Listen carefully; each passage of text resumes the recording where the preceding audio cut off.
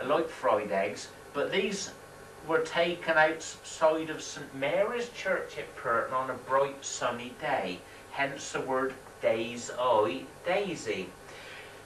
On a bright sunny day like this, they'd come out and show their full beauty, but on a cold, rainy, dull day, or even midnight, they'd half close or fully close up, so they only open up on a day, daisy, day's eye. Next slide. Pansies. I couldn't think of this word this afternoon. Oh God, that was funny. Pansies. What was it you called them? Daffodils? Daffodils. Goodness knows what. You can get different coloured pansies now. Yellow, green, black, white, all different colours. Lovely.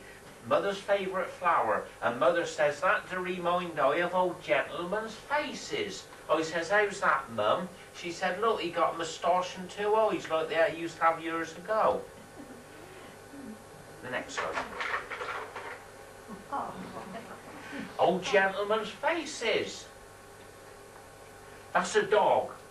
When I was married, my wife and I, we had several lovely dogs, and sadly, you know, the daughters grew up married and left home, and the wife said one Sunday, I'm going to leave you and divorce you, and I'm giving the dogs away. And by the time I got up that Sunday morning, somebody collected the dogs, and I never see them again. They went down Surrey somewhere. That was sad. However, I got slides so that I can show them, remember them, and see them occasionally when I do these slide shows, and of course integrate it in.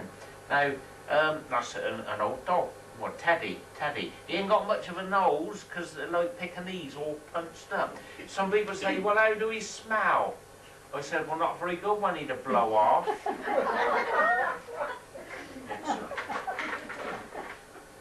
Right now, why did Ray take a slide of some old rubbish bins next door to a tree?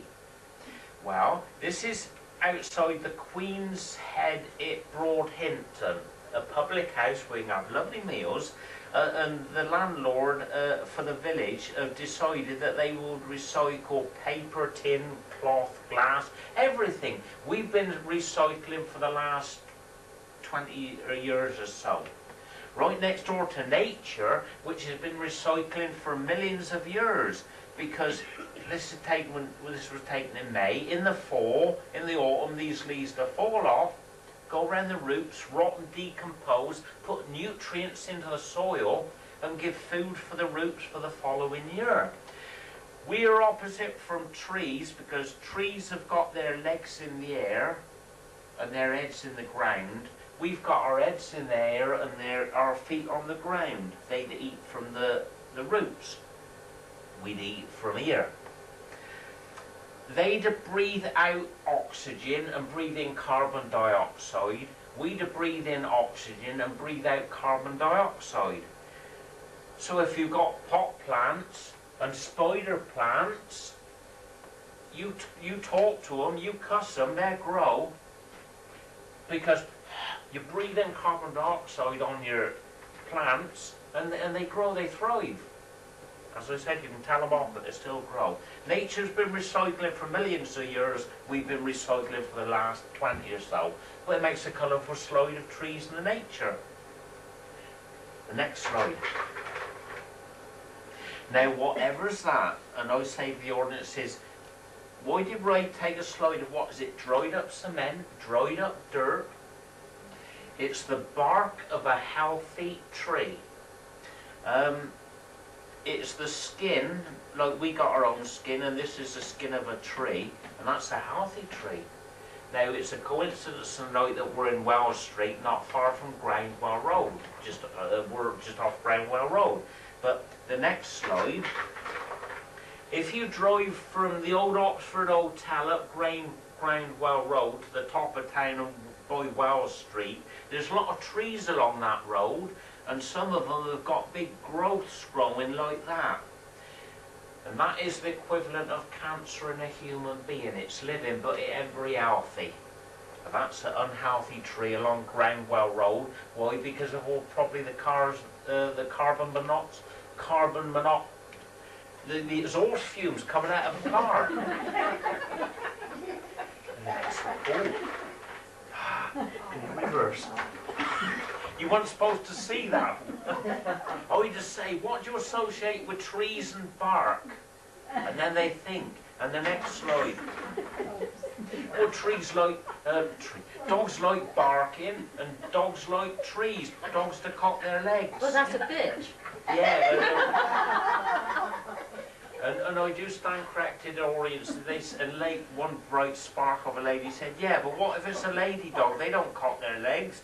So I say, most dogs cock their little boy dogs cock their legs, and they like barking. So trees and bark associate with trees.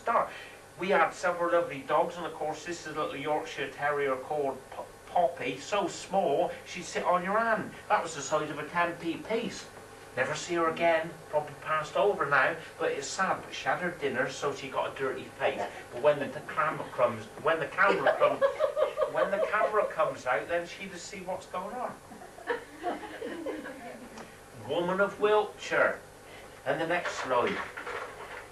Now, this is about roads. The roads, we come here from Covingham, it's quite fast and safe, and this afternoon we went down to Chippenham, down the motorway, in about 35 minutes, modern roads. This is the old road going from Winterbourne Bassett to Broadhinton. Now, nowadays you go along the A361 from the Rawton to Avebury Road, but years ago this was the road it used to be.